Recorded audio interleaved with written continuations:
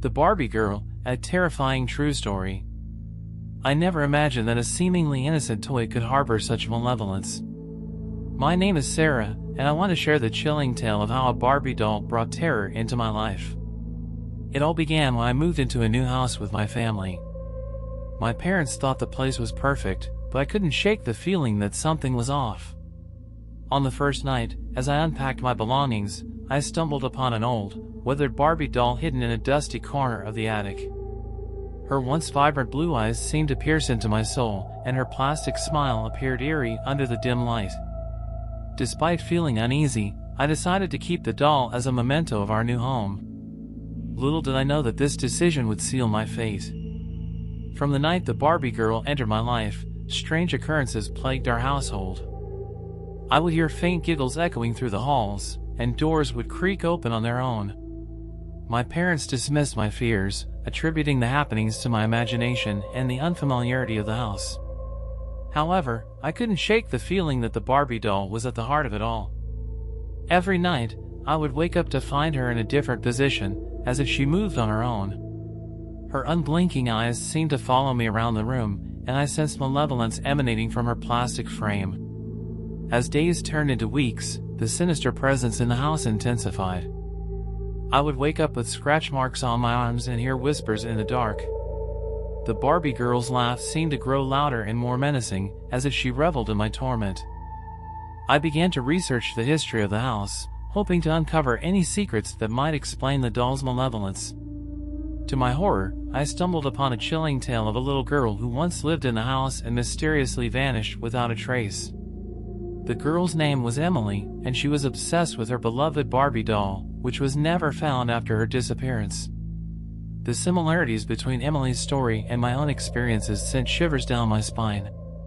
It was as if the spirit of the missing girl had possessed the Barbie doll, seeking revenge or perhaps just a twisted form of companionship. Determined to rid myself of the evil presence, I tried to throw the Barbie girl away multiple times, but she would always reappear in my room the next day. It was as if she refused to be abandoned, determined to haunt me until I met the same fate as Emily. My parents, too, began to experience the haunting. They heard the giggles and witnessed objects moving on their own. The atmosphere in the house became tense, and we lived in constant fear of what the Barbie girl would do next. One night, as I lay awake in bed, the doll suddenly sat up and stared at me with an unsettling grin. I mustered the courage to confront her, demanding to know what she wanted.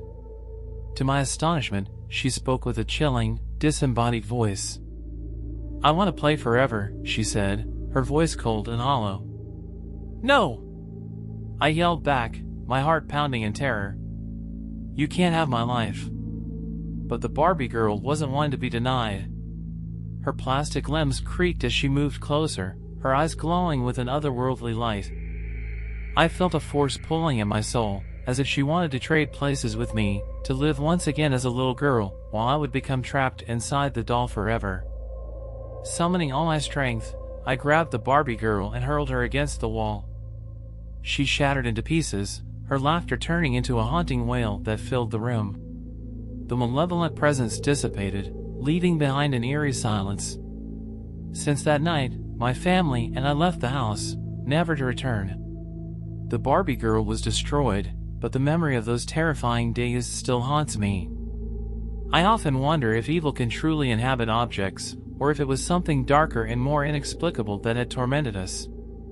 Though I've tried to move on, I can't help but feel a shiver down my spine whenever I see a Barbie doll. The innocent charm they once held has been forever tainted by the horrors I've faced, reminding me that some toys should never be played with.